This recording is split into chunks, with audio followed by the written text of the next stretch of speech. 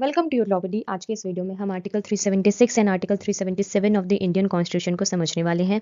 ये articles constitutional transition के दौरान हाई कोर्ट जजेस और कंट्रोलर एंड ऑडिटर जनरल के पोजीशन को प्रोटेक्ट करते हैं। जुडिशियल सर्विसेज और कॉन्स्टिट्यूशनल अथॉरिटीज के एग्जाम क्वेश्चंस में ये काफ़ी बार पूछे जाते हैं। तो चलिए इन्हें समझना शुरू करते हैं, लेकिन उससे पहले आप योर लॉ बडी को सब्सक्राइब कर दीजिए। आर्टिकल 376 समझने से पहले थोड़ा सा बैकग्राउंड के बारे में जान लेते हैं। कॉन्स्टिट्यूशन से पहले प्रोविंसेस और प्रिंसली स्टेट्स थे। कॉन्स्टिट्यूशन के बाद प्रोविंसेस जो है वो स्टेट्स बन गए, इसलिए हाई कोर्ट्स के जजेस की कंटिन्यूटी इंश्योर करना जरूरी था। अब हम बात करते हैं क्लॉज 1 के बारे में। ये कहता है कि जो जजेस कॉन्स्टिट्यूशन के कमेंसमेंट से पहले किसी प्रोविंस के हाई कोर्ट में जज थे, वो ऑटोमेटिकली कॉरेस्पॉन्डिंग स्टेट के हाई कोर्ट के जजेस बन गए, अगर उन्होंने खुद ऑप्ट आउट नहीं किया हो, यानी कि उन्होंने खुद ने मना ना किया हो। उनके राइट्स एंड बेनिफिट्स क्या थे? The salary, allowances, leave, pension, ठीक है, आर्टिकल 221 के अकॉर्डिंग। वेरी इंपॉर्टेंट पॉइंट ये है कि चाहे वो इंडियन सिटीजन ना भी हो, फिर भी वो उस हाई कोर्ट के चीफ जस्टिस या किसी और हाई कोर्ट के चीफ जस्टिस या जज बन सकते हैं।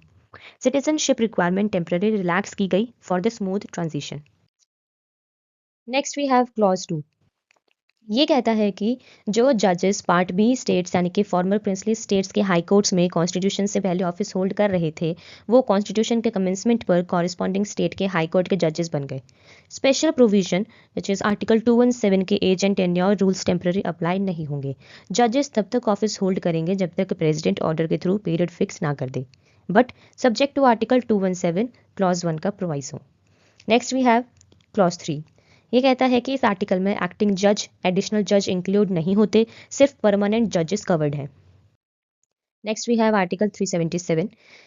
बैकग्राउंड के बारे में अगर हम जानें तो ये है कि कॉन्स्टिट्यूशन से पहले ऑडिटर जनरल ऑफ इंडिया का पोस्ट था। कॉन्स्टिट्यूशन के बाद controller and auditor general of India constitution authority बन गया।